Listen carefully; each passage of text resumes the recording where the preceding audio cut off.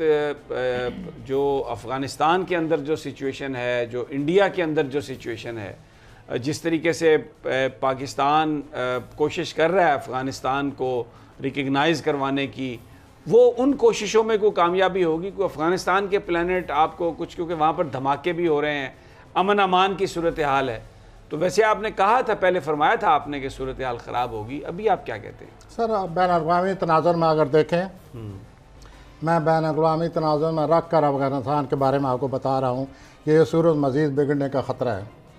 अच्छा। और ये मज़ीद बिगड़ने से तमाम इलाके में अदम इस्तेकाम का भी ख़तरा है। अच्छा जी। अदम इस्तेकाम सर, मतलब लड़ाई भी हो सकती वो है? अदम इस्तेकाम से हर तरफ से रास्ता जाता है। फिर जब अदम इस्तेकाम होगा, एनीथिंग कैन हैपन, और अल्लाह बचाए। तो वहाँ सूरत हाल सर नाजुक है, बैन-अक़वामी तनाज़ुर से मज़ीद नाजुक है। अच्छा। अगर वो मौजूदा सूरत हाल से निपटें तो भी अफ़गानी इतफ़ाक़ नहीं करेंगे, और अगर बैन-अक़वामी तनाज़ुर में जो सूरत हाल दिन ब दिन पैदा हो रही है वो और उलझते जा रहे हैं, उनकी डिमांड और बढ़ेंगी।